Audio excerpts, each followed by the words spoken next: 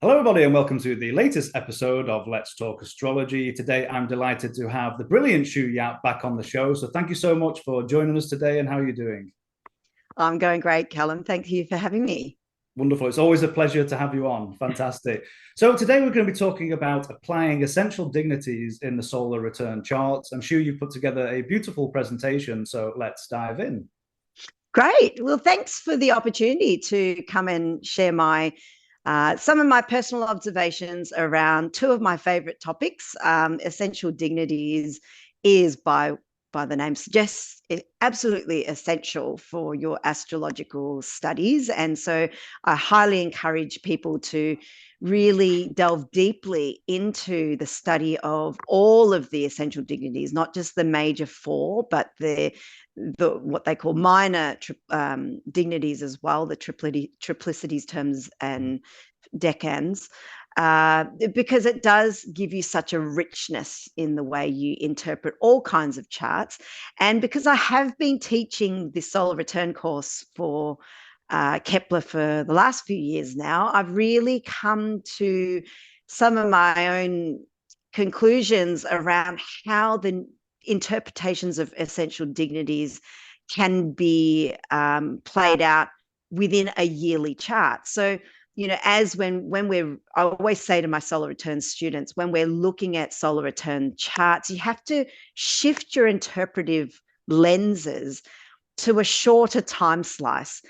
So a planet's position in a particular house for a natal chart would have more of a lofty, long life karmic philosophical flavor to it. Whereas when you see it in a solar return chart, it's very much more pragmatic or practical and has this kind of mundane feel to it. It's not kind of a pie in the sky idea, so to speak. So there's many ways to look at a solar return chart, and I try and cover as much of this in my course as possible. But for today's talk, I really want to drill down just about the essential dignities. So we may see more within these case studies than what we're going to cover today, but I really want to, really focus on all of the essential dignities, not just the major ones. I So think you make a really important point there, not just focusing on the four main ones, which a lot of students do. So, for example, sometimes we pull up the chart of Martha Stewart, and you can see that Venus is in fall, and a lot of people panic when they pull up the chart, just about to learn about dignities, and they go, "Oh, a planet in detriment, a planet in fall," and they start to panic. But not realizing as you go through the overall condition of the planet, say that Martha Stewart Venus is in fall, but it's in its own terms, and you can look at accidental mhm. dignity, all those kind of things for the overall condition. And as you said, to dive a little bit deeper into the overall conditions of the planets. Absolutely. Like all things in astrology, it's about learning the symbology of everything to be able to get an understanding and to be able to draw a prediction or a conclusion. So some of the things that you need to build symbology for are the dignities. So not just the planets and the signs, but what does a domicile or what does a term planet symbolize, for example. So we'll dive into that now. So in context of a solar return chart, when I see a planet in domicile or exaltation, it often, for me, and I'm also interested to hear your opinion too. It often shows up as like an important issue that's screaming out for your attention. So it doesn't mean good or bad. It just means like this is the year that this is front of mind. It's a dominant theme. It's a big theme emerging that you need to pay attention to, right? And I kind of find that for both domicile and exaltation. So I've put them both in the same category, except the exaltation meaning or symbology also has this sort of high or upwards kind of archetypal meaning to it. So, for example, an exalted planet that is the significator for money. I think this is in your chart, lots of money, like high stakes involved. It doesn't mean that, yes, you're going to get the money, although it could, but it's more just the fact that it shows something high or something physically positioned high, like on top of a building, or so, these are all the subtle meanings that we need to build into essential dignities that we currently do for signs and planets, but we haven't quite sort of extended that to essential dignities. But hopefully today we can get onto that. And I like your descriptions here, the emphasis on high, tall. It's almost the domicile exaltation. It's like, look at me. Something's going to be important here. I'm exalted here, or I've got all the resources I need here because I'm in domicile.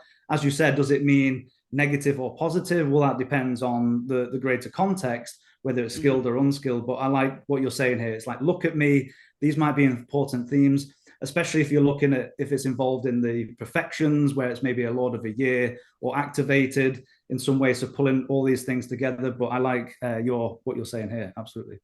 Yeah, great. So you can see how it differs a little bit from a natal domicile or exaltation interpretation, because natally it might mean things that come naturally to you and you don't even realize that you have these skills because it's just the normal for you. So that's what a domicile or exalted planet can kind of feel like. And also an exalted planet in a natal chart sometimes can feel like imposter syndrome, because everyone's looking at you thinking you're great and raising you up, and you kind of feel like, why is everyone thinking I'm so much higher than what I feel I am? So because it feels normal, so, and it's that level of being just content with your position. And so there's slight differences. It's kind of same but different. So we just have to tune our eyes a little bit to when we're interpreting for the year. And then when we look at a detriment planet in a solar return chart, these are the themes that require more effort, and you can see how that is the case with the meaning of detriment, things that might not be coming naturally to you. But what I often see is that the need to actually relocate or move or to go outside of your zone in order to achieve whatever that planet represents for that year. So if, for example, a planet that signifies children is in a detriment sign for that year, it could be the fact that that child might need to change school, like might be going through a hard time, whatever, that might need to change schools, or that might need to travel a little bit further to do their sports or whatever because something's gone wrong with their current local sports team or something like that. But I often see that need to move or travel or to go outside of just the local area. That's really interesting in terms of traveling. It almost seems detriment. You're in a position here where you don't have the resources or the access to the resources that you need. So you're having to move or get out of that position to find better ways of mitigating any challenges or what's going on. So I find that's a really interesting point about the travel part of that. Yeah, it's pretty cool actually. And so, that's not good or bad. I know, some people might find that travel exciting. And so you can see how there's similar, it comes from the similar tree, like being detriment, being a planet in exile, being an outsider. But for that year, for that particular topic, you just have to be an outsider for that particular zone in your life. Not that you're going to be kicked out of your friendship groups or things like that. It's just the fact that you got to bring it all in, like contain it to what the focus of that planet is. It brings me to the next point, which is about getting new perspectives or looking at alternatives, because when we're content in our little domicile palace, we don't need to change because we have everything that we need. But when you're all of a sudden out there camping and a big storm's coming in, you may have to shift your perspective. Like what's a nice warm cozy bed like when I can be out in nature and feeling the rain on my skin, so it's just like taking in these new perspectives that are being gifted to you for that year in that area of life. And so it's not good or bad. It's just the fact that we have to embrace the wisdom that these detriment planets are giving us for that year, because we might not get another opportunity for that planet for another few years. So that's interesting. When we come in week 3 of my solar return course, we look at consecutive solar returns, over many years. And you can start to see patterns, and you can start to say, oh, okay, well, this planet's actually not going to be in a dignity or in a debility until however many years away. So what can I do? What are my opportunities for this little window of time? So, there's all different ways to slice a pie, so to speak. And then planets being in fall, it's kind of like, a very humbling sense for that planet's domain in that year. We have to sometimes, apart from looking at new perspectives, like take a step down and come back into a humbled, grateful kind of state, because it's the year that planet doesn't get much notice or has to work very hard to get to a state of kind of benchmark or normal. And fallen planets can also show things that are low to the ground, like the basements, the grave, like things that are down below, or sometimes actually falling as well, accidents. But it also can show base level acts, like acts that are not quite honorable, or like having to attack below the belt, so they speak, so to speak, right? So that's the nature of a fallen planet. So when we see that in a solar return chart, we firstly locate what that planet's signifying, and then see what is fallen in that nature. Of humbled, because for me that's the sense of fall. It's been knocked off your perch. So maybe you've been flying high in your career for a couple of years, and you go into a particular year where you may be being ignored, or someone surpassed you and you've been put to the wayside, all those kind of themes. So that's what I think about when I think about fall. So I love the humbled part here that you've got. Yep. And of course, it can be projected. So if you've got a year where there's lots of fallen planets, well, maybe it's a sort of year that you may want to not focus on yourself, but maybe do more charity work, or like where you're working with the stereotypical fallen people of society. And so that's one way that you can mitigate or remediate the solar return chart too. Yeah. Okay, now we're moving to these less common, well, hopefully the first 4, everyone has got a good grip on.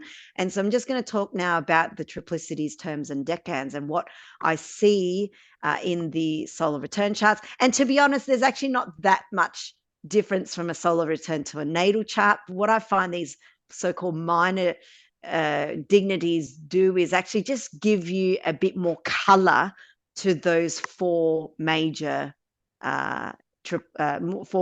dignities.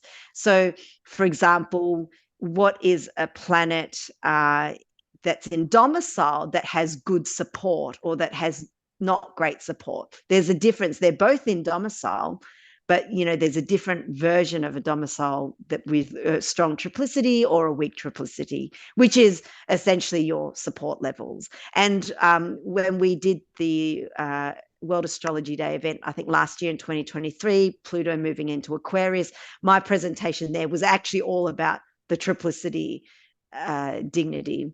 So maybe we could, I don't know, link it, or you can search on the Kepler. I'll put a link in the description as well for that. Absolutely. Right. Yeah, because I dive in deep, and these are the 4 meanings of triplicities, is where if a triplicity ruler is strong, like there's an increase of something, whatever it represents. Vice versa, there's a decrease. It can also show support and assistance from people around you. It can also protect and preserve the topic if you've got a strong triplicity ruler. So the fact that whatever it is that the triplicity signifies, that planet, it keeps it going, it keeps it churning and operating in your life to protect its manifestation, making sure you have a good chance of making it happen.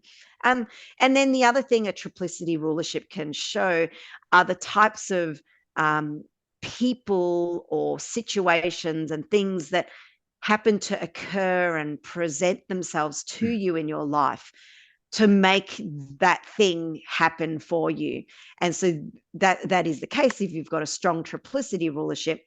If you've got a weak triplicity rulership, these people don't appear. Okay. We'll have examples. I just wanted to go through some theory before we get to the examples soon. So whilst it's not as great as, say, being a domicile or exalted planet, it's still very good to have strong triplicity rulerships. It can be the difference between one's maybe sanity levels, I'd say, like, just that extra boost that you have, the wind in your sails, so to speak. I'm working hard. Can I get some support, please? Absolutely. Or not even needing to ask for the support, that it just there, people just show up. Good community building kinds of qualities that the triplicity has, I feel. And then I don't know, you've studied with Ona Dosa a little bit on triplicities, you've mentioned, but I think you mentioned, like, you're also aware of the fact that triplicity rulerships also rule portions of life. So the triplicity of the day the sect that you're born into will rule the first third, the opposite sect triplicity will rule the second third, and then the mixed triplicity will rule the last third. And I think in your grandmother's case, I do have a little example of that as well, just to illustrate what that triplicity rulership can do. So you can either confirm or disagree with that when we get to that point. So okay, now with the terms or bounds, similar to natal charts, when we see it in a solar return chart, it's kind of like, I like to look at it like the skin, an avatar. When we have a planet that is in the terms of another planet, it's almost like the planet that we're talking about has to operate in the term ruler's uniform or identity or style. So it kind of can show kind of like the bottom line principles of something as well, the bottom line values, but often it shows a physical external environment of that planet. So now, just with the terms and bounds, there are two types. There's the Egyptian and the Ptolemaic terms or bounds. So which one do you use, Callum? I prefer the Egyptian terms because that's what I've been working with. So I do need to branch out and experiment more, but I believe you use Ptolemaic. Is that correct? Yes, I use Ptolemaic. So, and this is kind of like not one is not right, one is not wrong, but what I would suggest is to stay consistent with the use of your terms. So if you're going to use Ptolemaic or if you're going to use Egyptian, just always use that. And it's kind of a little bit of a divinatory process. It's kind of like you're saying to the chart, like, I am a Ptolemaic girl, give me the symbology like through the Ptolemaic bounds, and the right symbols will appear to you. Now, with the face and decans, this is where, I notice when I see that in a solar return chart, it kind of feels like a bit of a guardian angel presence, that is what the guardian angel might look like or be like, for that matter. I guess there is this kind of invisible hand that the face and decans, I find, show the face decan rulers. And I guess from a natal perspective, when you have a rulership that's just face or just decans, it's almost considered to be Peregrine, like it's barely a dignity at all. However, there is some kind of skill or attribute to the person that keeps them integrated into society, or that keeps them, on the team, so to speak. But when I see this in the topics within a solar return chart, it does kind of feel like, I don't know what it is, but there's something there that's giving me some luck, or like, like a guardian angel, or some kind of saving grace, or some kind of last minute, hand of, provenance that's being reached out to you. So yeah, it's one of those funny mystical kinds of dignities, I find. Yeah. And you said lesser as well, so you've gone chronological there through probably some of the most important ones from triplicity into the terms and the bounds, and then lastly into the Decan and the face. Yeah, there, as you know, there was that kind of point system that was created in the medieval times, and certainly, that is helpful when you're learning to see what kinds of scores and weights that each planet has. But I don't use that all the time, because I only use it if I can keep in my mind that it's not good or bad. That the higher doesn't mean better, but that's what the scores kind of automatically suggests. And I know Jen's art, we had an episode and she made a really good case for the terms and the bound, just how powerful they can be for planets found in its own terms and bounds. So that was yes, takes you had. Yeah. Terms are really, really powerful, especially solar returns. It is all about the sun. So every year the sun in your solar return chart will return to its own natal position. So it's reinforcing the bound that the sun operates in. It never changes. And so as with everything else, but the bound ruler is, and I watch that. I love Jen's art, and I love working with the terms as well. And I love working with the terms, and we will have an example of this. As a planet is transiting, or like as a solar return chart moves throughout the year, it will move, the significators will move into different bounds, and will bring up different things for a temporary time. Okay, so now Peregrine planets, planets that don't have any essential dignity or debility. It is what's technically considered to be the worst case scenario when planets are Peregrine, because it doesn't even have the ability to be able to be transformed to a strength. It is just this sort of floating planet that doesn't have have much to stake themselves on. And so therefore, in a solar return chart, it can show topics that lack clarity or focus, that can be making people feel a bit disorientated, or maybe disconnected from what they usually might feel for that particular topic. Or it could mean travel, because you're putting yourself into this state of limbo, or this state of flux.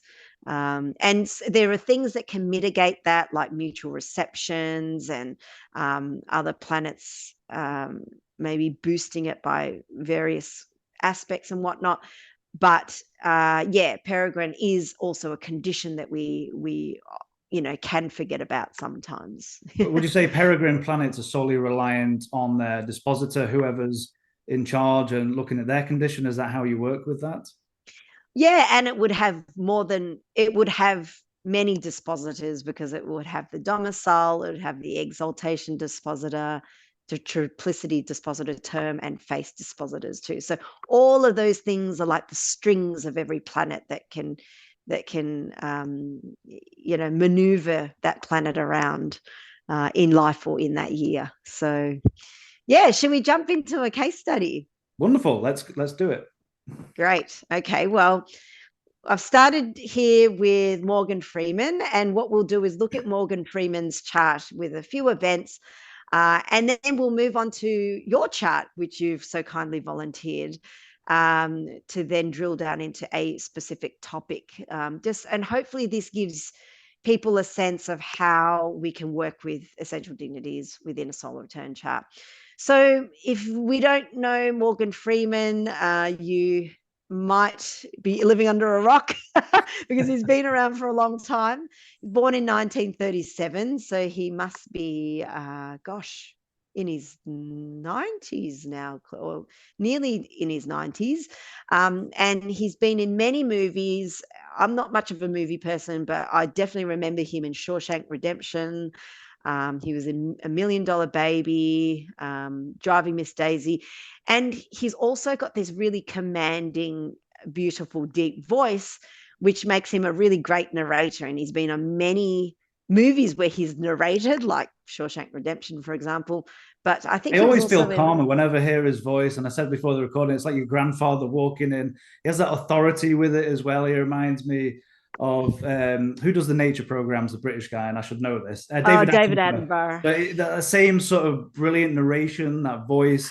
Absolutely love Morgan Freeman. Fantastic. Totally. And in fact, Morgan's also narrated Life on This Planet, which I think is on Netflix. So, and he's on also Batman. So he's quite diverse with the types of movies that he's been in. And he's also started off on Broadway. So he's quite a talented actor. He has really been working on his craft as an actor for a very long time. So if we look at his natal chart, and this is an example of the fact that essential dignity is not good or bad, because, if you look at it, he's got 3 planets with major debility, major being like Jupiter in fall, Venus in detriment, and Saturn in fall. So, on a superficial look, you might think, oh gosh, poor guy, 3 planets, that have no hope. But, he is quite a successful individual. He's also got 2 Peregrine planets, so Mercury and the Sun. So that's even worse than the major debility on surface level. The moon is also quite weak. It has a Decan rulership, and it's holding on there with a fingernail, but it also has an anaretic degree placement, being the 29th degree of a sign. So yeah, we probably should check his time, because that could be shifted into the next sign or not, but this was just the time that I had available. And Mars is the strongest in dignity. It is in its own sign. We could go on about accidentally it's in the 8th and blah, blah, blah, but we want to focus on essential dignity here. Despite fallen and detriment and Peregrine planets, Morgan Freeman is still a famous, successful actor that, probably has a lot of money. And maybe this might have something to do with the fact that he has benefics on the angles. Who knows? But interestingly, acting was one of his, he started acting because it was a form of punishment. So he was actually being punished at school, and his teacher told him to go to the school's drama competition as a punishment. And he probably did really well with that. And so you can see this is kind of like the nature of fallen detriment planets, where he didn't fall into acting because of his love and joy for it, or that he had to discover that role and his joy and love for acting through some kind of a severe disciplinary measure, which is very, fallen discipline. That's a really interesting point, because we do have that Jupiter and Saturn in the fall. I just find it fascinating with Morgan Freeman's life that going into acting, of course, he went into the military, which we'll talk about, but it wasn't until he was 50 years old until he made his breakthrough. He'd been acting, I think, for many years before that. So I always find that Saturn in fall, in the midheaven, if this chart is indeed correct, Jupiter in fall in the 10th house. So some of those themes that you've mentioned before, ignored. It took him a long time before he eventually got noticed and had his breakthrough. But when he did, oh boy, was he one of the best of all time. Absolutely. Like a good stock that's been brewing overnight, right? I like that.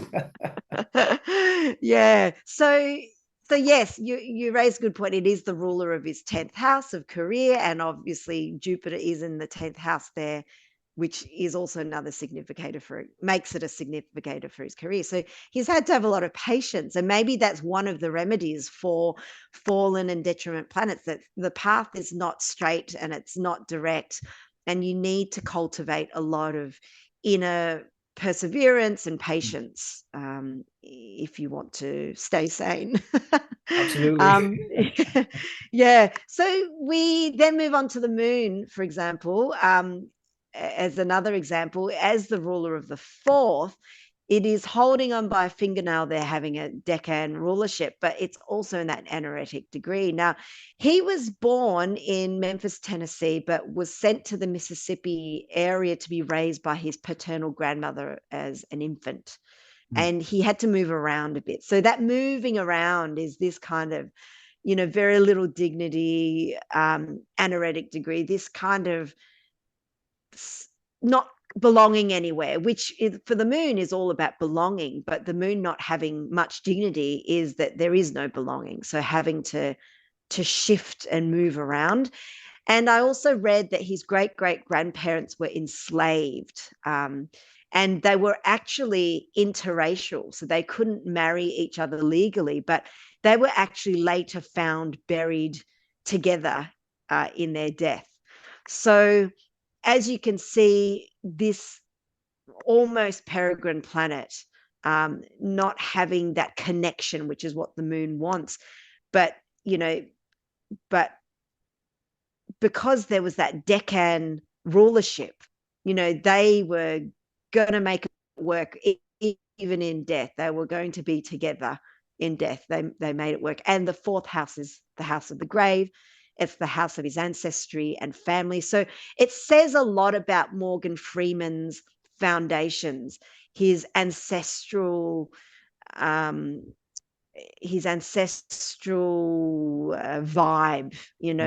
like this is what he's made of. The fact that he is not going to be the dominant sort of race, so to speak. There will be the sense of enslavement, sort of those themes or displacement, fall upon him in his life.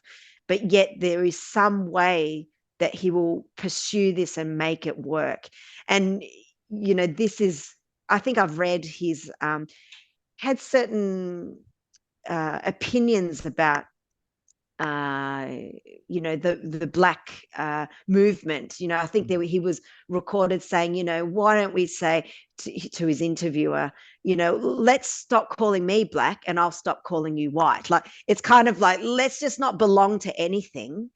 Let's not do what the consensus are doing. Let's just actually see what everything is like. Let's just keep it real to what it actually is.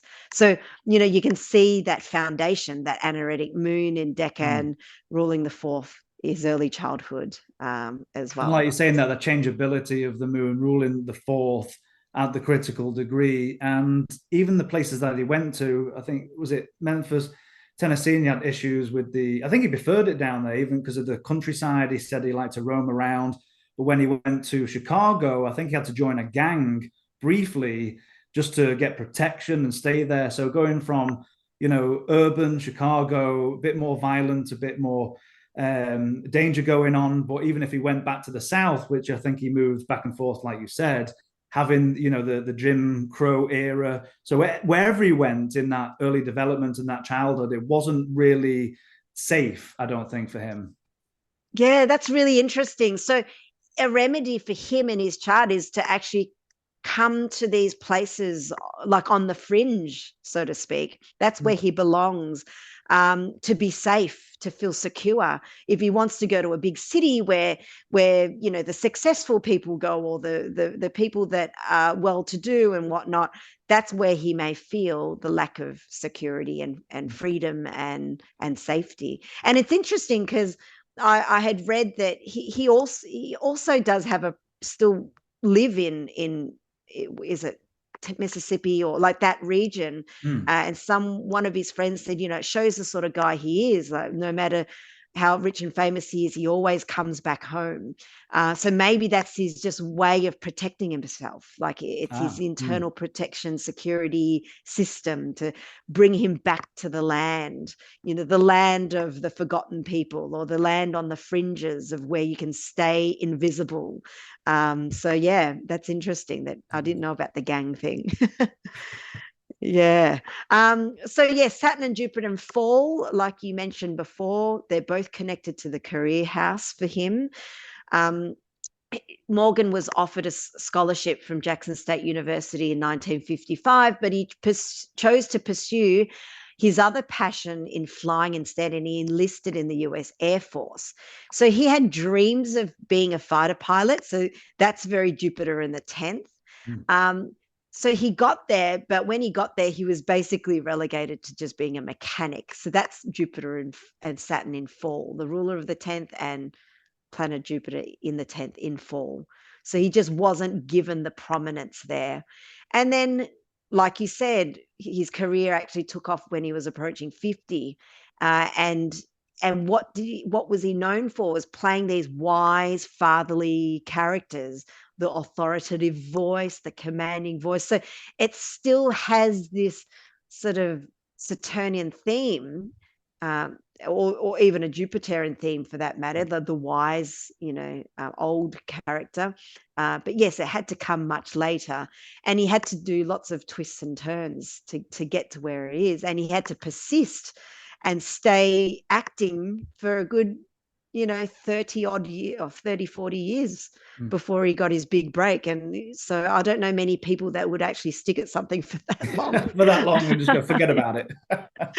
Exactly. Yeah. And then maybe it was the Mars in Domicile, never take no for an answer. There you go. Yeah, it's my chart ruler. I'm going, so I'm going to persist. We're in fixed water. Absolutely. Do it. So determination. Absolutely. So Lord of the first house, but also Lord of the eighth.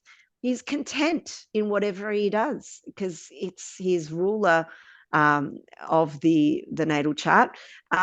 So even having to work hard and take a long time to establish himself, I'm not moving. And that is the case for a planet in rulership. It's the I'm not moving. You see, you don't play chicken with someone that's gonna, do you ever play that chicken game like when you're a kid where two bikes are going down a hill towards each other? I'm not one has to move, or you'll have a bad accident. Yeah. So Morgan Freeman would have been the I'm not moving kind of chicken. I love it. So yeah, that was his natal chart. So we haven't even got to the solar return chart. So one of my biggest points that I drill into my students is that you always start with the natal chart when you look at the solar return chart. So now that we've got a good foundation, we can move on to an event, the event of him joining the Air Force. And so this is where I want to illustrate that the differences between natal chart placements and the differences between the yearly chart placement can be very revealing, and it can show both opportunities and challenges for the year. So in 1955, when Morgan joined the Air Force, we had 3 planets that had strong dignity. So Venus in Domicile, which is usually in Detriment in the natal chart, Mercury in Domicile, which is usually Peregrine in the natal chart, and Jupiter, usually fallen in the natal chart, is now exalted in the solar return chart. So you can see a huge dignity shift for Morgan in that year. So you know that there's going to be some big opportunities for him. And what opportunities? Well, Venus is the Lord of the second in the natal chart. So it's got something to do with his livelihood and his money.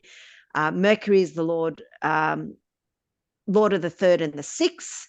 Interesting, third is the house of travel, and he joined the Air Force. 6 is work, but also health. It's also Mercury on the natal second cusp. So whenever things are near the cusp, it is a significator for that house. And then Jupiter being in that house of the 10th is also Lord of the 9th and Lord of the 12th. Okay. And so it has to do with this higher learning and probably being isolated to a degree, the 12th, having to move away and, maybe loneliness, the sense of loneliness was being raised to him. So we can see just on a surface level, those areas are being raised to his attention, and not just raised, but when we compare the dignities between natal to solar return, it's raised his attention in terms of the opportunities that it can lead to his personal growth, because it's showing such a shift, right? And so this is where we can say to our clients, like, for this year, there are big decisions about your future that need to be made, and these are opportunities that you need to take very seriously. Now, Venus, if we're looking at more the smaller dignities, Venus is in the terms of Jupiter. So Lord of the second of livelihood and money in the terms of Jupiter, well, Jupiter rules flying or being in the air. So making money from literally wearing a pilot's uniform, or attempting to wear a pilot's uniform. Mercury, which is the ruler of the third and sixth, but also on the natal second cusp, is in the terms of Mars, which is the military uniform, right? And Jupiter, being one of the significators for career, is in the terms of Saturn. So it's all about, well, career has to do with perseverance, rank, hierarchy, authoritarian. So, your career is not that you'll just start at the top. You've got to start from the bottom at the foundations where Saturn is dictating and work your way up. And that's exactly what he had to do. He literally was in the pits, like doing all the crappy jobs, and he thought he was actually going in as a high flying pilot, in his first year of apprenticeship.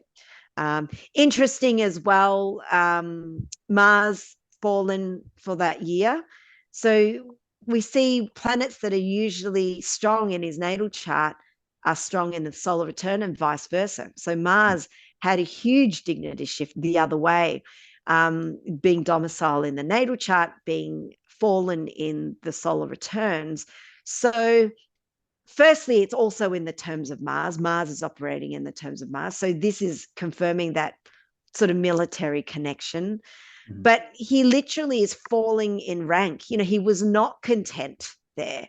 He was, the bottom of the barrel, fixing things on a plane as opposed to flying. So this is where he felt that discontent, the aggravation, the anger, maybe the resentment, come through, especially feeling because ignored from his actions he's trying to take and not getting that recognition.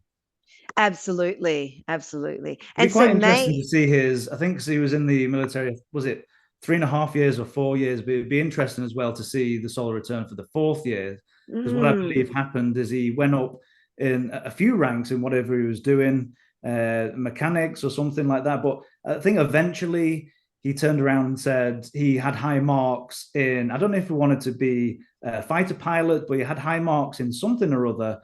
And going back to what we were talking about before, by the discrimination, he eventually, he said it was still integrated after, I think, 1948, that the military was integrated. But he said there's still elements of that discrimination. And I believe in his 4th year, he actually wanted to, I don't know if it was to be a fighter pilot or something along those lines, but he felt like it was a discrimination in the end. They didn't tell him outright, but pretty much because of the color of his skin, he wasn't given a high position.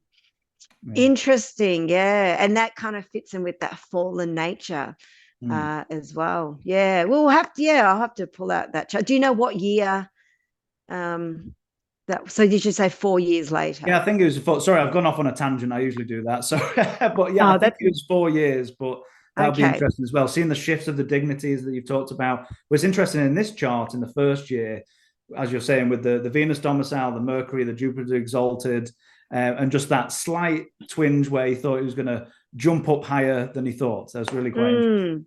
Yes, and I think part of it is expectation management as well, like when it comes to the dignities, because especially when we feel exalted, or when we have exalted planets or domicile planets in our natal chart, there is this expectation that that's normal, and so you can have a rude shock when you come to a year when you have that dignity shift. So that's also really great advice for a client that you see, that to manage their expectations for the year, because things might not always go their way.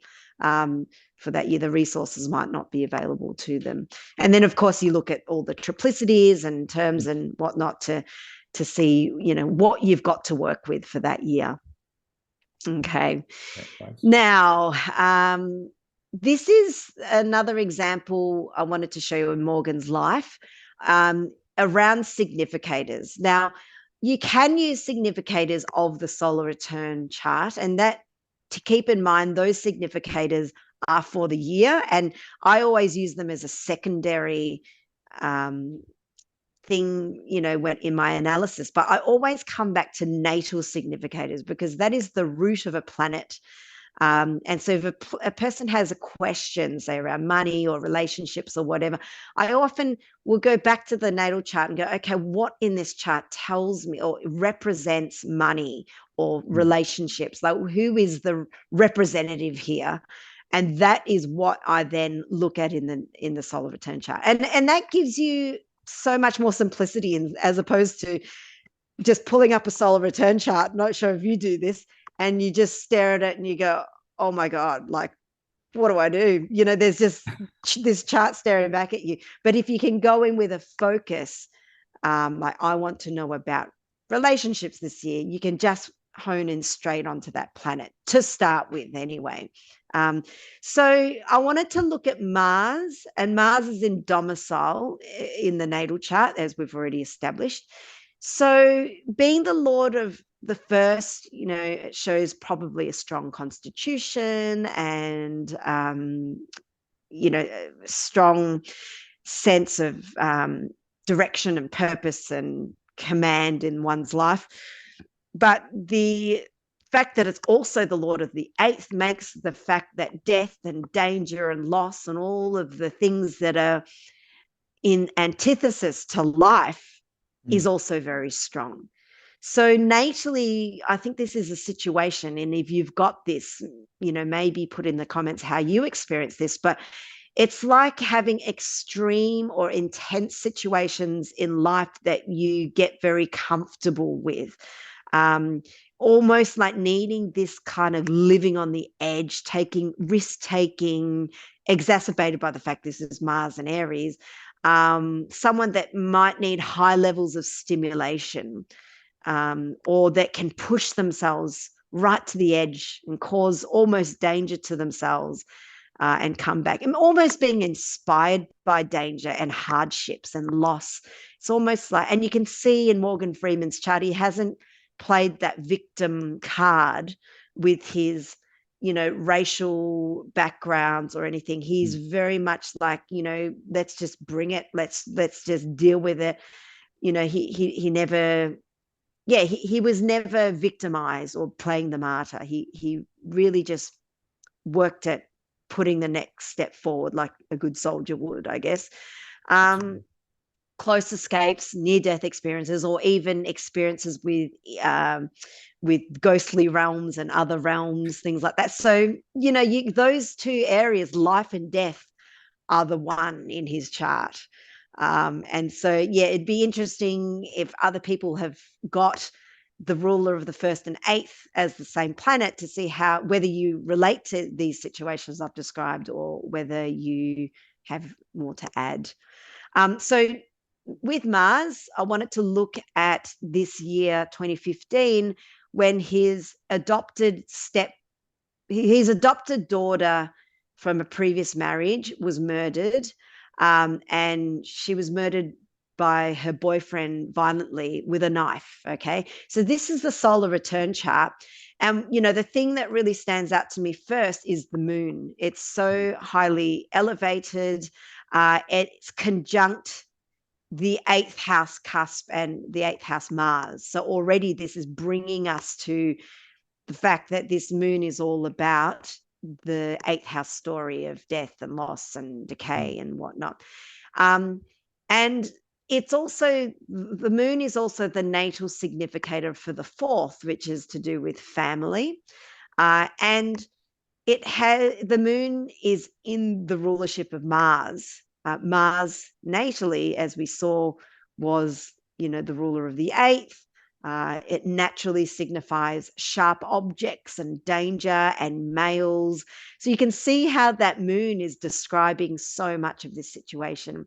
Now let's go into some, like the more minor dignities. It's in the terms of Mercury in this Ptolemaic rulership, and I think it's slightly different in Egyptian. There's a slight difference, but if we look at the Ptolemaic terms, this stabbing occurred through a PCP-induced rage, so mental health issues, wow. Psychosis. So this is how the terms and the bounds can operate. It's like, well, how did the moon do the moon thing for this chart? The moon thing was sharp objects, death, danger, males. It was doing this through mental health issues, right?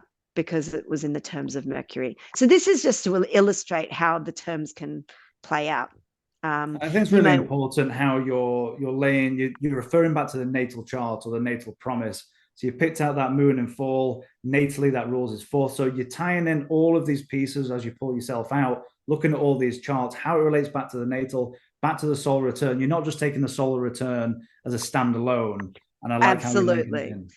Absolutely, because it's like otherwise using our arm, but our arm has no body. It all has to connect back and be integrated. But having said that, you can then add a further layer to it by the fact that Mercury, the terms of moon, is also the ruler of the solar return 8th, right? So you can then, it just keeps adding on more layers if you wish, right? But to bring it all back, we then say, look at Mars, because Mars rules the moon, and we all already know what its natal condition is, but have a look at the position of Mars here in the solar return chart. It's actually on the solar return 5th house cusp, which is the house cusp of Morgan's children. Okay. And if we want to take that to a minor dignity, terms of Venus, Mars in the terms of Venus, this death and danger happened through a relationship, through a lover. Was it a crime of passion, so to speak? Right. So you can see how, I guess, the point of this exercise mainly was to use natal significators, because I think it's not that it's wrong to use a solar return significator, but the natal significator just has more substance to me. It gets to the root of the issue, as opposed to just looking at a situational context for the year. Like, it's like, okay, what's the symptom behind, what's the cause behind the symptom? So the solar return chart can be like the symptom level, but the cause is the natal chart level, if that makes sense. I think it's a brilliant, such eloquent statements, and very, very true. Wonderful. Yeah. Great. So, okay. So the other way we can use essential dignities in solar return charts, so this is also in the case of natal charts, is that you can look at it to analyze deeply an aspect that's occurring. So for this same chart where his daughter passed away, we're isolating Saturn and Venus here. Now, Saturn and Venus are in an out of sign trine. Saturn is retrograde, so it's actually moving back into the sign of Scorpio soon, right? So it's an approaching trine.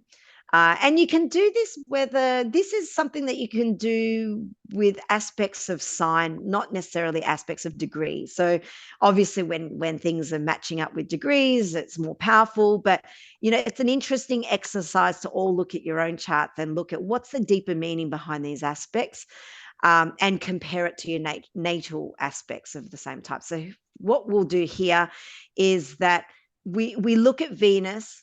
Well, let's start with Saturn first. Saturn is the detriment ruler of Cancer, where Venus is located. So what this is saying is that Venus, if it's going to be brought down by something, it's going to be brought down by the detriment ruler, which is Saturn. So Saturn is actually kicking her out.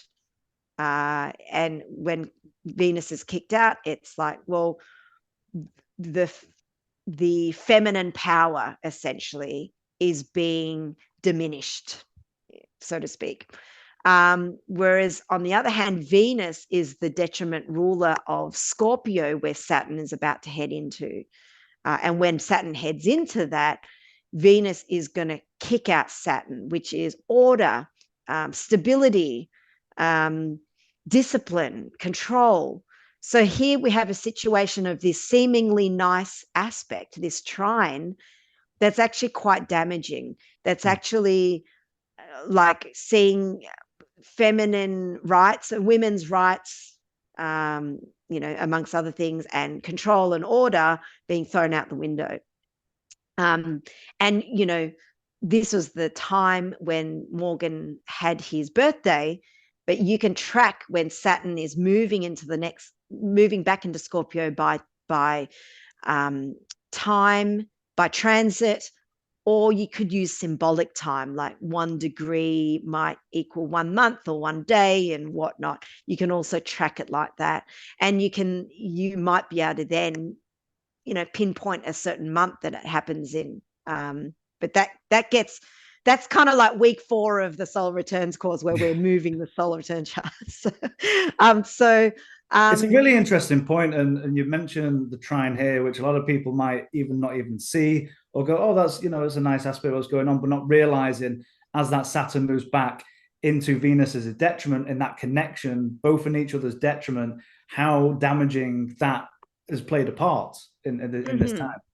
Yeah, even though it's a trine, even though a Saturn trine Venus, I often see as quite a nice aspect of, long-term value or long-term stability in relationships and things like that, right? So if you were to just look at the surface value of a trine alone, it's like a fake trine, okay?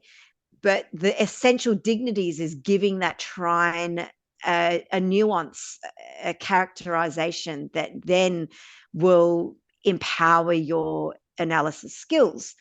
Now, if we want to take that a step further, we want to look at, what's Venus and Saturn actually doing in the natal chart? And I might move back to the natal chart here. So Venus and Saturn in the natal chart will want to enact those natal chart characteristics through that trine of that solar return chart. Okay, so in the natal chart, both Venus and Saturn are in fall. One's in the 1st, one's in the 12th, if you use a quadrant-based system. Okay, so what that's saying is that the cause, the root of those two planets, which are not great to start with, is going to come out this year in a damaging way for this particular year. So again, going back to the context of the natal chart, we've got the Venus detriment, the Saturn in fall, switching over here, the mixed reception of both in each other's detriment. It's not looking great. Not looking great. Although it could have looked great on the surface, like they were maybe in a stable relationship, or it was a surprising thing from what I could read. It was something out of character. But it just took all the alignments of these two, difficult planets in Morgan's natal chart to kind of align in this way, in a very hidden way. So, obviously it's very easy to back in hindsight, 2020 hindsight vision, to see all of this. But hopefully it does illustrate to you the way you can use essential dignities to deepen your analysis of the aspects. The aspects are not all aspects in the way that we learn them in our foundations course. We need essential dignities and other tools to help give us that nuance. But speaking of hindsight, do you think it's good practice for students or anybody watching to go back through a couple of years of solar returns and apply what they're learning about essential dignity and go through that way before they start looking forward? Absolutely. And that's the first thing I get my students to do in the solar returns course is to print out a course, a chart of solar return year that's very recent, like whether it's last year or the year before, and use that as the case study because that they do on their own, because you have it on, present in your mind enough, but you can look back and you can go, it's not what I expected this planetary relationship to end up being, but I can see how it ended up manifesting also. Because I think when we're learning through textbooks and through other people's examples and things like that, we start to form these perceptions and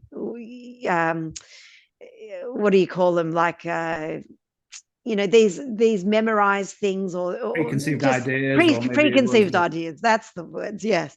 Yeah. Preconceived ideas, about what a planet should be when it's in this, position. Absolutely.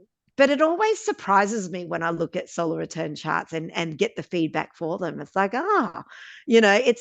it's not as dramatic as what all these textbooks say, and this is where the solar return chart is. It's very mundane. It's a very mundane chart. And if you're trying to interpret it through natal chart eyes, you will hope you're not going to have such a big dramatic life. For one, you just need to learn to work with those energies, and it always is surprising. And the more you can look at previous charts, the more you can maybe build up the options in your range of preconceived ideas. I like that. Wonderful. Yeah. Okay, so here's another example of an aspect analysis. So this is when Morgan's chart for joining the Air Force. So Mars trine Saturn, that can be seen as productive.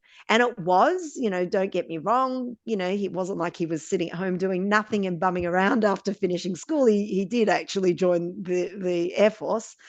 But let's have a look at this. So Saturn is harming Mars by being in the detriment of Cancer. So what do Saturn and Mars signify? Well, Saturn, Lord of the 10th of career. It's not supportive to Morgan, which is the Lord of the first. So his career choice, ultimately, it makes me wonder whether he chose to do acting or not. In that year, it's saying that whatever you choose to do in your life right now publicly is actually not going to be supportive for you this year. It could have been acting.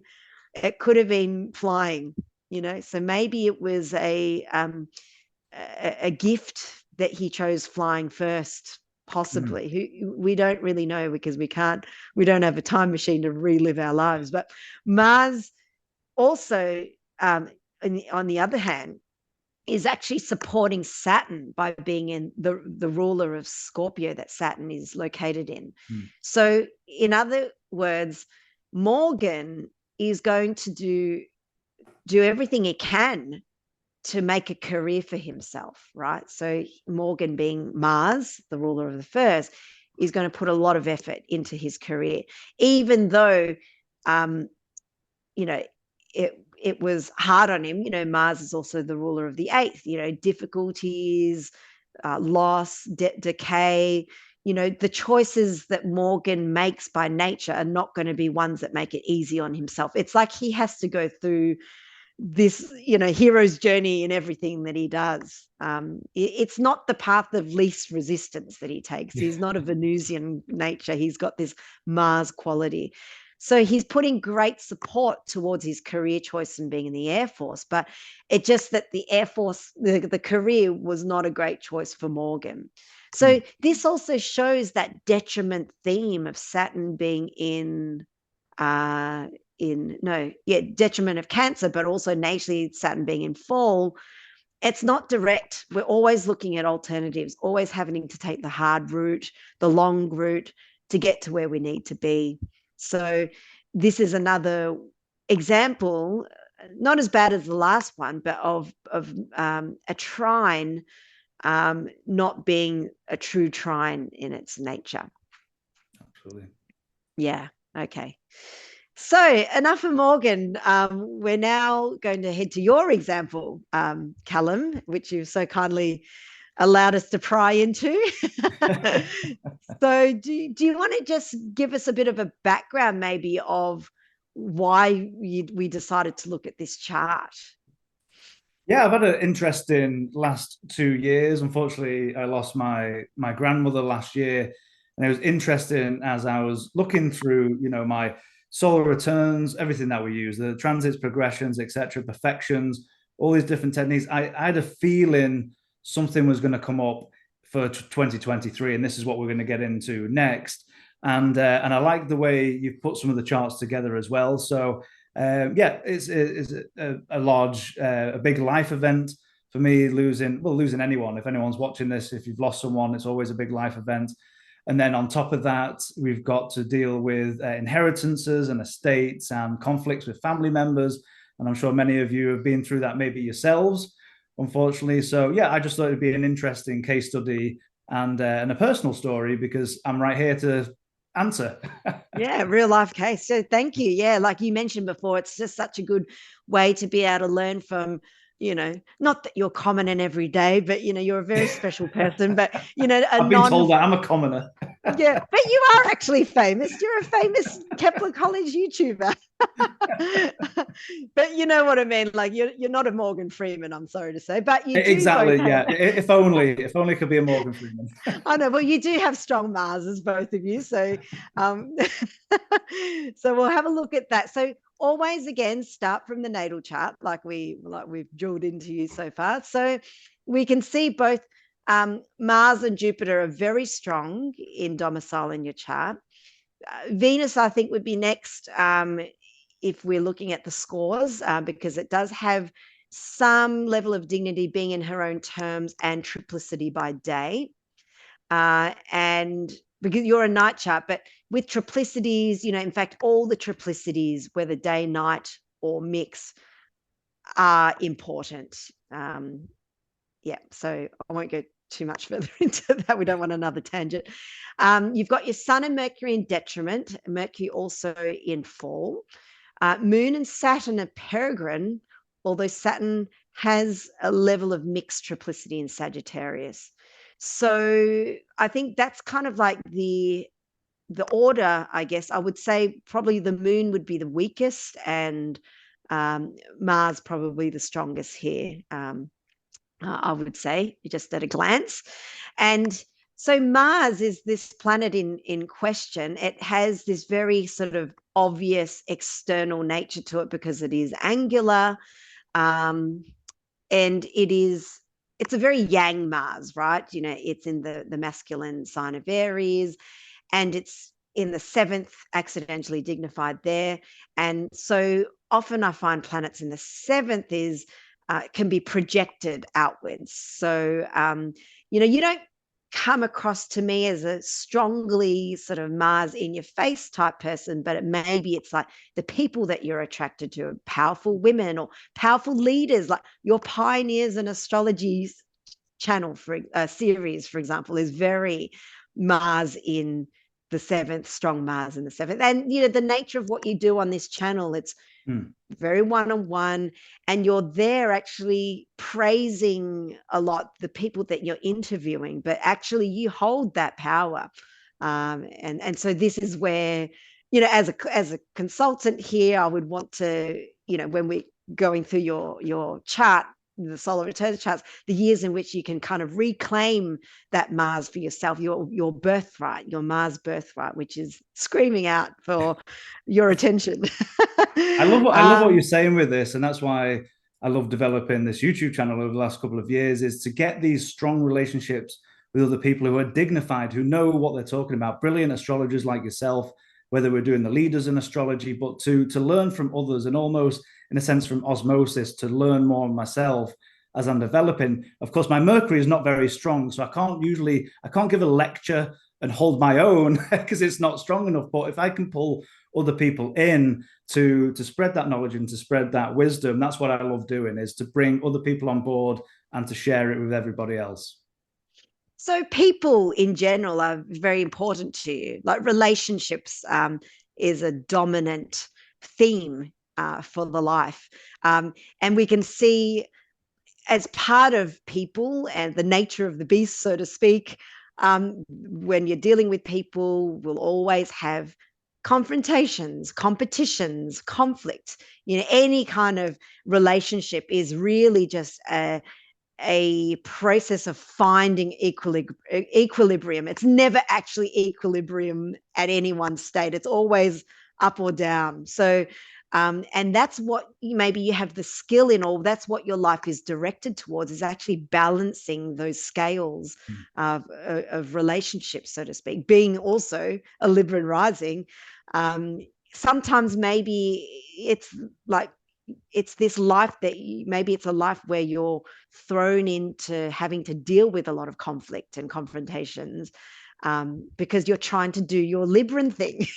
Exactly. And you can't do your Libran thing if it's all peaceful and harmonious already. So what is there to do? So we've got that Mars in the area. We've got open enemies there. So if I usually have issues with people, it's usually direct, and it's usually head on. I mean, I have a background in politics, and I won't get into the politics, but I work for like Bernie Sanders campaign in the United States, so I'm very progressive and forward thinking. But I've always had, if anyone had a conflict with, it's usually been out in the open. And of course, I've got connections to Mars, to the midheaven, as well as Jupiter as well. So people either get on with me and like me, or they don't. It seems to be like Marmite. It's one or the other.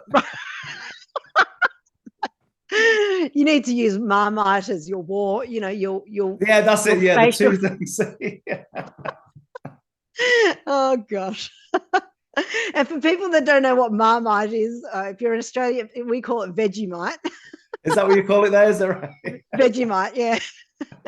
Yeah, a good old cheese and Vegemite sandwich is what we eat. You either like it or you don't. Yeah, so, and you can see, yeah, exactly. So yeah, we can see here that Mars also rules another house, and that's around your second house, to do with money, possessions, livelihood. So those two areas have this energy of leadership, dominance, conflict, competition. So it's interesting, you've worked with a lot of powerful people. Like, it's not just any old boss. It's like Bernie Sanders, it's not just any astrologer. It's like, the likes of like Lee Lehman and Anthony Lewis. It's like you really aim for the leaders there to work with, and that has something to do with your livelihood, the way that you earn your money, so to speak. So okay, there is a reason why we are, where Mars is kind of raising to our attention. So that's, we just want to just park this now. But, the question was around grandmother's death, or not the question, but, just exploring what was happening. And so the first step I would do is to firstly find a significator for grandmother. And I know there's lots of different ways to find and find significators. And this is where I always get stumped, like what to me signifies the grandmother, and the way I've looked at it is that, I always look at the 10th house as 10th and 4th as the parental axis. Fourth often I find is the father, and 10th is mother. That's how I've learned and how I've often seen it in practice. Some people would say, there are these weird rules, like for day chart people, the father is in the 10th, and for night chart people, the mother is in the 10th, or, there's all these weird and wonderful variations. But this is, I think, a pretty stock standard version, which is father in the 4th, mother in the 10th. Father is the 4th is also like your home, your family, parents, your ancestry, land. the lineage. The 10th is more the outer world, public life, legacies, reputations. So then I would derive the houses from the 4th and 10th. So if father is the 4th and mother, so I beg your pardon, if father is the 4th house, then the 4th house of family from the 4th would be the 7th. So I would say father's family would be ruled by Mars, whereas the maternal family, the maternal grandparents or family, would be the 4th from the 10th, because it's the 4th from your mother's side. So I did this, and I kind of got Venus as the significator for, the grandparents on the mother's side. And this is when I emailed you to ask you, is it maternal or paternal?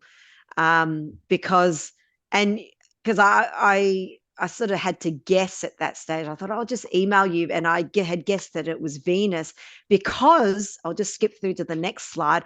I looked at Venus, and Venus was in the 8th house of death, and so it's got to be Venus. And then you did confirm it was the maternal grandparents. That's right. So yeah, so you can kind of do little checks like that. But so at one level, we can look at Venus here as representing your grandmother.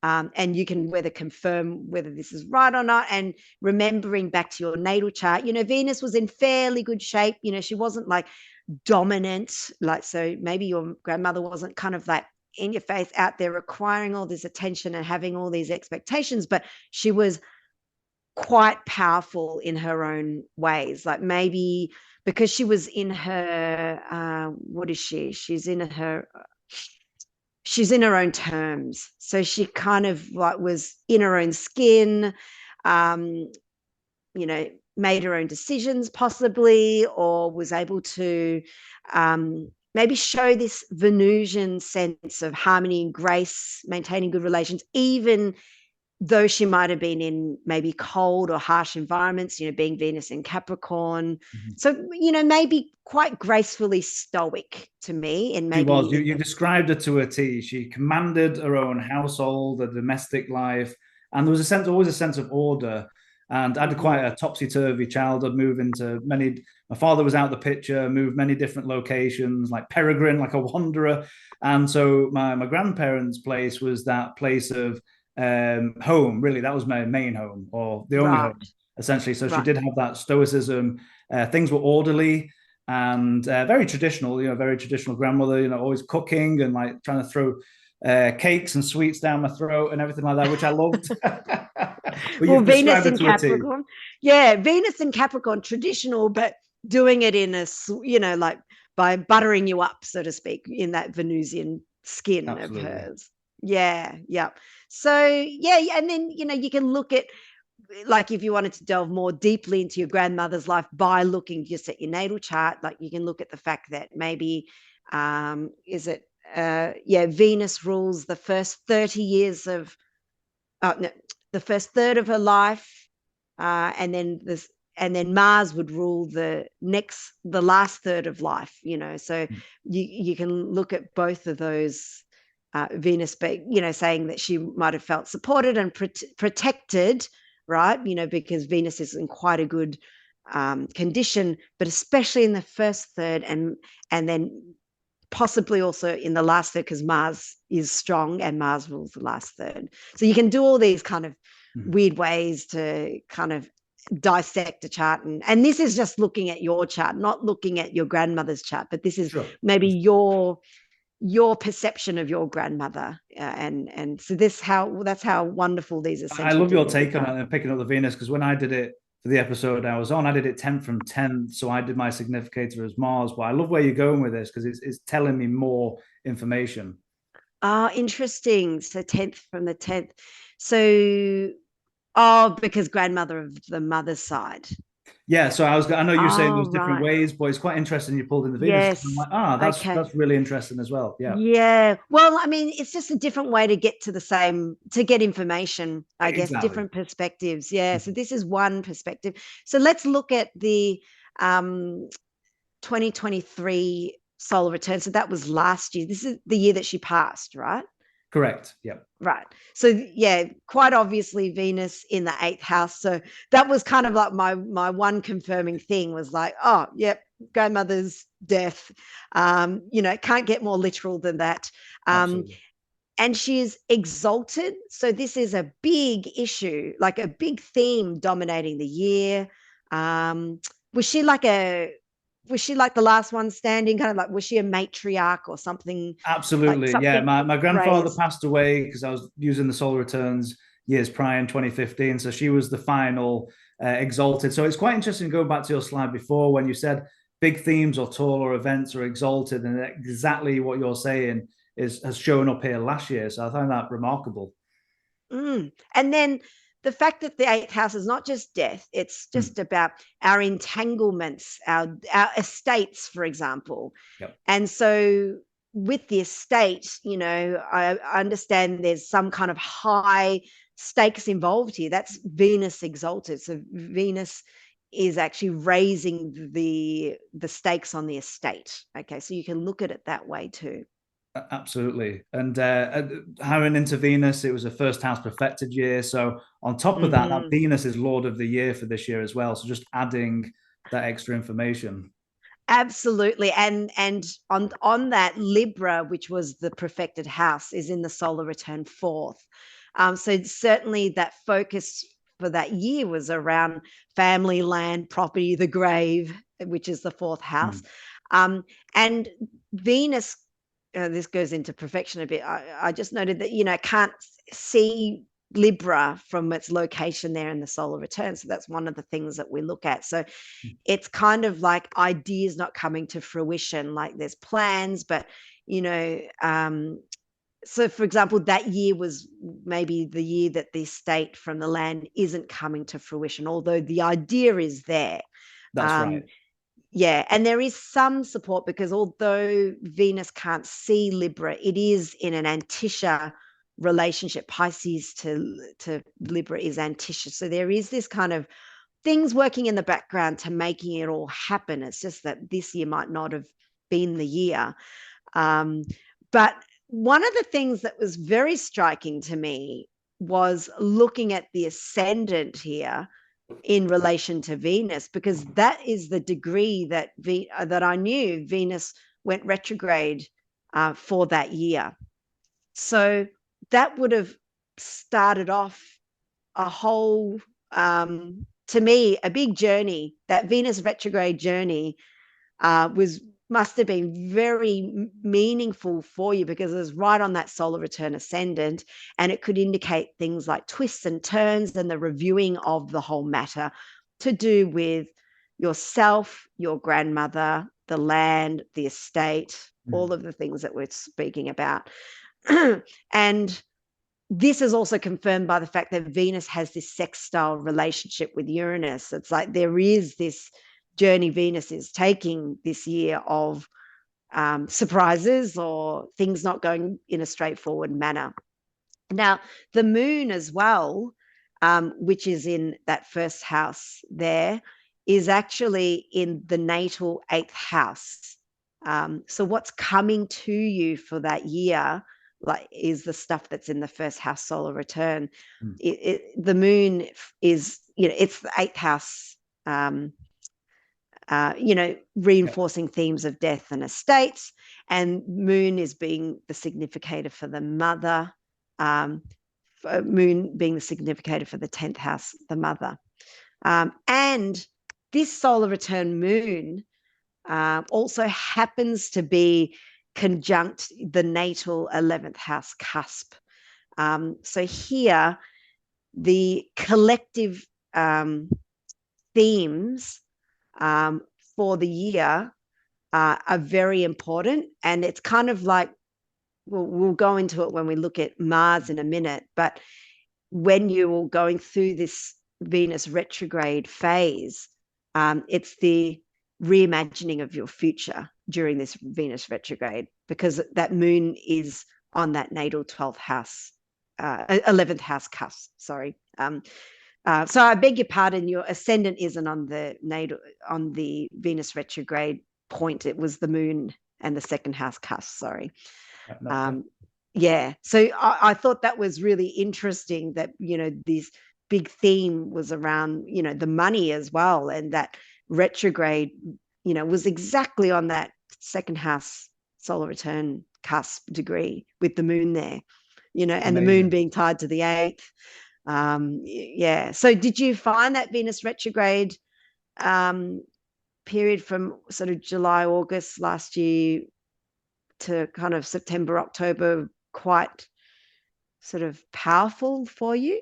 Absolutely, absolutely. And I didn't even think about that as it's hitting, but what you're saying is absolutely spot on. Even going back to what you were saying before with the Venus connection to Uranus, there was a time, sometimes it's straightforward with deaths, but at the beginning of the year, it was like, I know my nan was deteriorating, going to hospital, but then we'd have calls saying, oh, she's fine, coming. So it was topsy-turvy in terms of, I knew I had to go back over there anyway, but it was like, just what's going on? We didn't know, in decline and then getting better and then decline, which often, people who are elderly go through these health periods. So you did have that Uranus component as well, which I found interesting. You pulled out of that.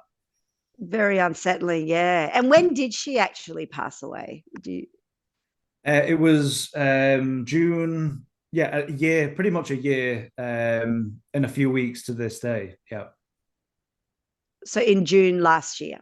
June of 2023. Yeah, Right. So it was just before that Venus retrograde started. So when that Venus retrograde started, it would have been on that second house solar return cusp, it would have set off this whole money thing. absolutely. Yeah. Yeah. So natally, that Venus was retrograding from the natal 11th to the 10th. So it's kind of like saying before you go into the future, you have to go back to the issue with the mother or, the mother's, the maternal side. And this is an example of using the terms and face in moving charts. Venus was Peregrine in Leo at the time, being at 28 degrees Leo. But she was also, nevertheless, in the terms and face of Mars at 28 degrees Leo. So essentially, the themes of the grandmother's death and estate will focus on matters of the finances and partly the collective, because this solar return Mars is in that 11th house. So, so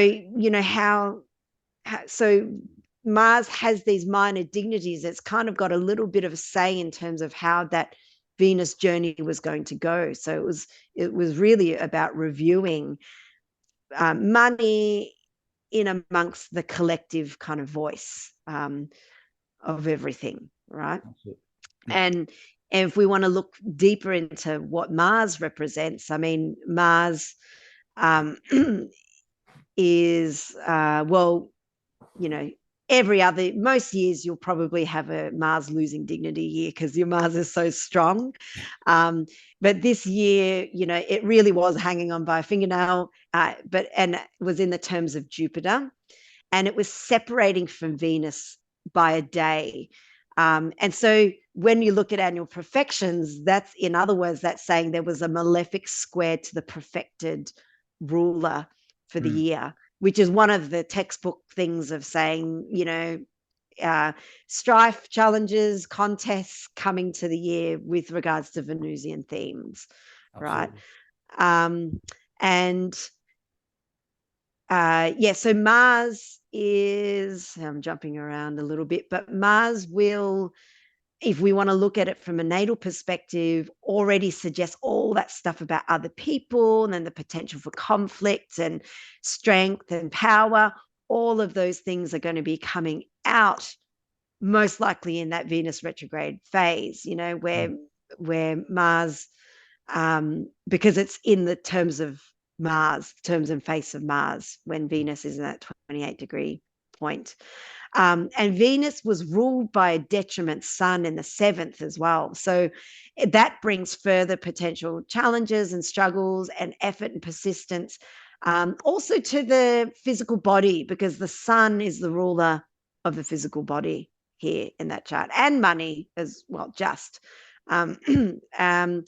And yeah, and the sun in the seventh is just basically reinforcing themes of oppositions, differing opinions. But the fact that the triplicity lords of Leo there, Jupiter and Saturn, they're in pretty good shape, and they would have alleviated some of the pressures, I would say. So yeah, if we want to look at the Venus-Mars relationship, it is in that sort of square and how they're receiving each other. So Venus is Peregrine to Mars in Gemini. So basically what that's saying is that the grandmother or the estate, for amongst other things, doesn't quite belong to the area of finances yet. So because Mars rules the area of finance, right, in your natal chart. And Mars is the night triplicity to Pisces, where Venus is in the solar return. So basically personal assets, which is the lord of the second of Mars in the natal, in this chart, solar return chart, it doesn't support the estate there. So personal assets. So we see there's just this kind of disconnect there with like the ownership of like the money involved here on this year. Okay. So, and so the differences between the natal and the solar return charts can be somewhat revealing in the types of advice that you can give someone. So, for example, we look at Mars and how it's lost dignity. So it's kind of like this Mars not being in as much control as what it usually is. And so we realize that Mars in the natal chart is such a yang Mars. It's so external and, in a yang sign. But this year, it's a year to be having Mars in a more yin nature. And that the nature of the yin Mars, because the Mars is in the 11th house in the solar return chart, it shows that it's around collective decisions, around, shared values, as opposed to just being self-directed or like having to only worry about yourself.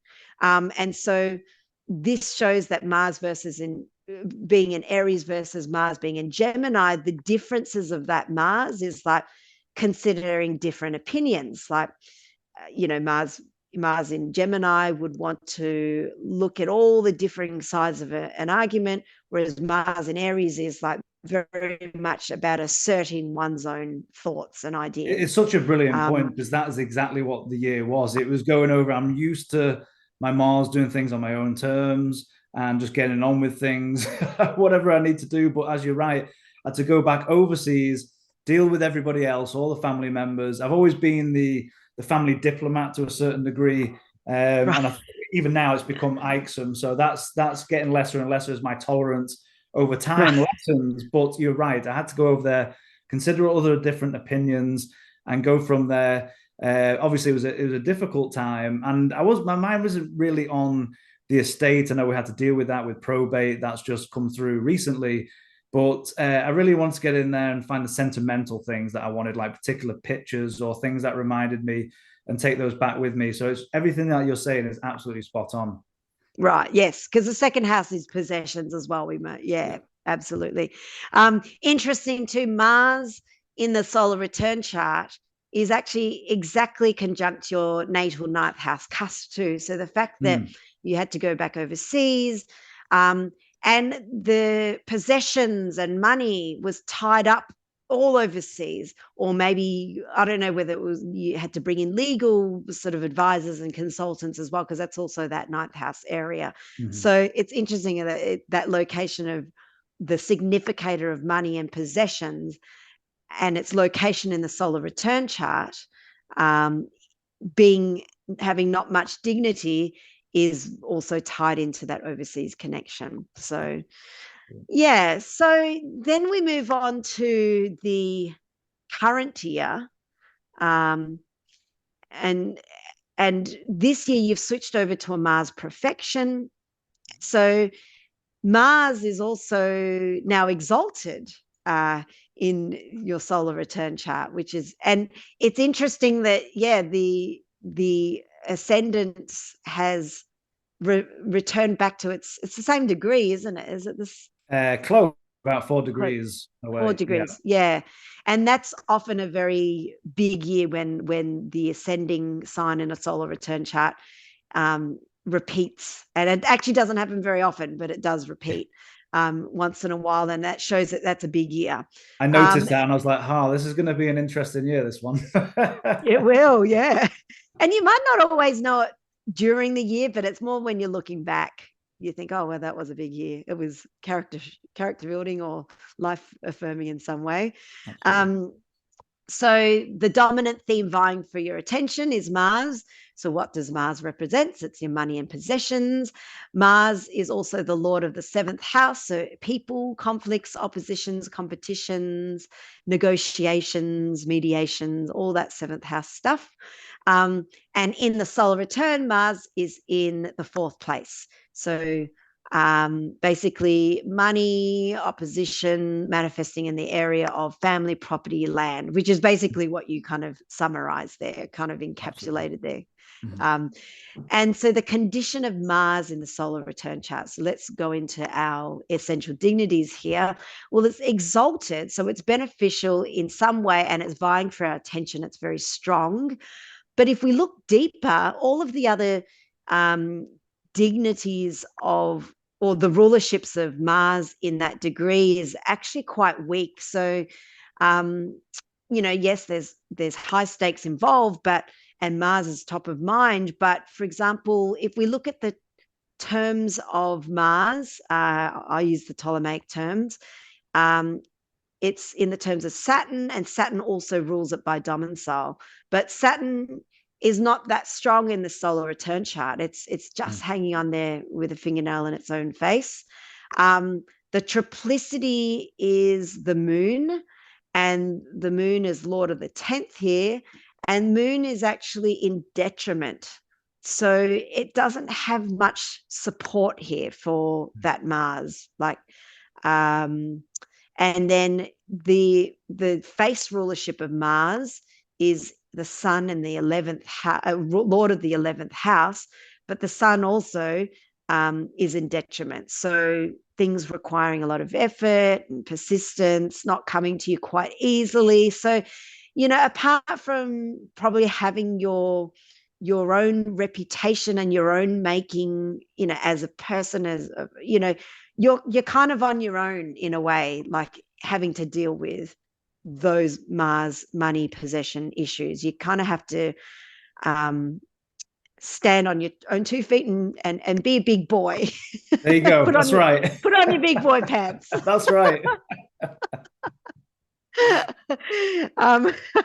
But that's also an opportunity in itself, and I'll go into that a little bit later when we go further into the lessons for the year. But before that, Mars and Saturn kind of have this relationship in this chart in terms of the fact that Saturn rules Mars, and they have this by sign sextile relationship, which I think is helping each other,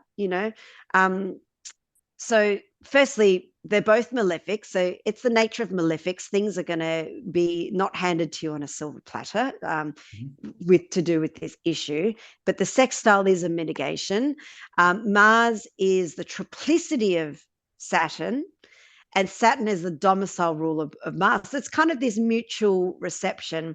Saturn is the lord of the 4th, of land, property, home, family. Mars is the lord of the 2nd, and money. So money and property, they're helping each other. So there is, even though there is this sort of malefic slant to it, it shows that the essential dignities show here that there is actually a very supportive relationship in terms of bringing about a resolution here to this money, property situation. And the relationship between your natal Mars Saturn aspect and your solar return is also illuminating, because natally you have a Mars Saturn trine, and this is seemingly nice. However, Mars has no rulership in Sagittarius, where Saturn is in, and Saturn is fallen in the sign of Aries, where Mars is in. So basically both planets aren't helping each other, even though on the outside it's a productive trine. And that's not to say you're not productive, but what it can say is that the area of home family, which is that Capricorn, and children, the fifth house as well, the rulerships of Saturn, home family, children, can drain money away because it's the detriment of Mars. And arguing and conflict can kind of lead to nowhere, so to speak. So in the solar return chart, because Mars and Saturn have this more productive sextile mutual relationship, it's an opportunity to make the most of that, because Saturn is the domicile term ruler of Mars, and Mars is the triplicity of the sect for Saturn. So this is the year that Mars and Saturn, which may struggle otherwise to bring about those two matters together, it's a year that you can integrate those two matters in your charts. So that's just one way I read into it. Gets really nerdy and detailed. I love it. It's absolutely brilliant. Not sure whether that makes any sense, but absolutely everything that you're saying is just absolutely spot on. It's been trying since, of course, there's solar return for 2024, so February onwards, but negotiating with family members, trying to make them see sense. They, in their mind, they thought the estate, particularly some of the properties, was worth more, and I'm trying to say to listen, it's outdated, it needs this, that, and the other. Just trying to cooperate, and I'm not getting through to them about the realities of what's going on. So a lot of these back and forths, and I think we're coming up to a resolution soon, hopefully in the next few weeks or the next month or two. But everything that you're saying is absolutely to a T. So the biggest story behind this, I feel, is that Mars is part of this greater nodal story that you've got going on. Being Mars in this solar return, you've got the North Node Chiron on the natal Mars, ruled by Mars. And it's the nodal, is it the nodal return for you? No, what's your natal? It'll be coming. Yeah, it is you're in your nodal return sort of phase right now. Sorry. Yeah, so we're in the nodal return phase. So this is kind of bringing this big story about, I guess, your own assertion, firing up your ego, yourself. And that Chiron kind of maybe brings in this element of forgiveness or forgetting or healing in some capacity. Venus and Mars in this solar return chart being at the bendings as well, two very important planets of this matter at the bendings of the node, at the fourth house of the grave. It's kind of like, the grandmother's death, and this whole issue is the big guiding principle around your movement towards your own self-development in terms of this big self-development journey around your initiation into your own assertiveness, proving oneself, healing your own ego wounds. Maybe it has to do with confidence or self-esteem, self-belief, especially around people. Maybe it could have something to do with learning about conflict resolution, or boundary setting, negotiation skills.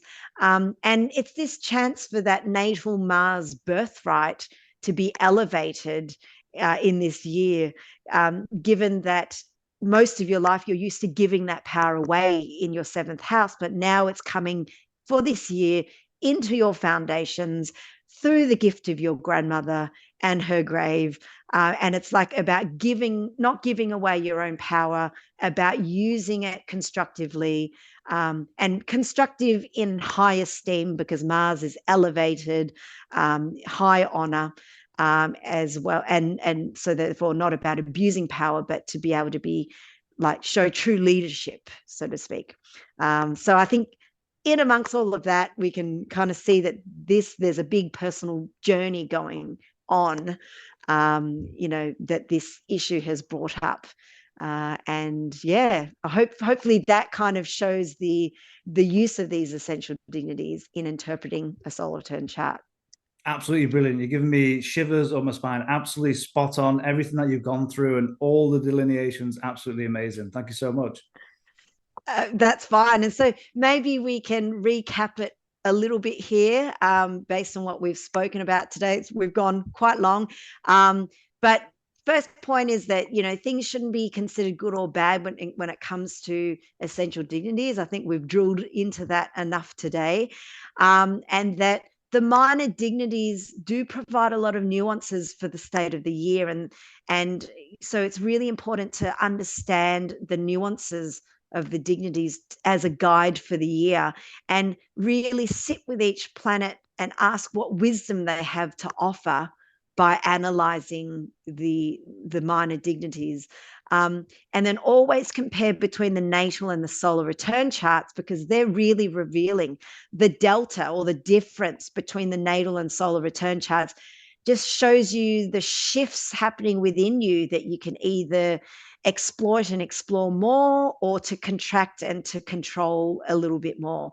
So and then also coming back to natal significators, it's, to me, that's really crucial in predicting for solar return charts. It's really getting to the root of an issue and a root of a planet, as well as looking at the roots of aspects by using essential dignities, and then bringing the natal aspects to the year as well, to see, what the natal root is of that aspect and how that's playing out for the year. I think they're really illuminating things to be able to use essential dignities for. So that's the discussion for today. Hopefully you've enjoyed it and hopefully it made sense. Here's where to find me if anyone wants to contact me. I do teach the solar returns course twice a year, in the winter and summer months, both for Northern and Southern Hemisphere. And that can be found on the Kepler site, but you can also find, best thing is to sign up to my news, because that's where you get information about all of my teachings and what I'm doing, because I'm not really on social media very often these days. So. And I will say, for everybody watching, our students absolutely love you, Shu, and say the solar returns class is one of the best classes they've ever taken. So as you can actually see today through this episode of what we've been doing, absolutely mind-blowing and brilliant. Thank you so much. Oh, thanks, Callum. And yeah, hopefully we'll see you all in class some way in one of these courses anyway. And the Essential Dignities course is also really essential. And I would dare to say that, it would be good to have a foundational grasp of the essential dignities before you do the solar returns course, because it does make it so much easier for you to follow along. But at least the main four dignities, which I'm pretty sure it's covered in the foundational course anyway, isn't it? Absolutely, yeah. At least a foundational, knowledge base for it to go into the solar returns class in particular as well. So for everybody watching, I'll put all of links here for Shu, for the website and the socials underneath in the description and the comment boxes, and also a link to our current courses. And you can see where the next solar return class is coming up, because you have to go and take Shu's class. Absolutely brilliant. And again, thank you so much for such an insightful presentation, and thank you for going into my charts as well, because it was absolutely amazing and absolutely spot on, and I learned so much from your wisdom and everything that you had to say. Thanks, Callum. Always a pleasure. Wonderful. And you'll be seeing us again in the next couple of months as we do the forecast. I think we'll be doing, me and Shu, the one for August, so keep an eye out for that. And thank you all for watching. Goodbye, everyone. Bye-bye.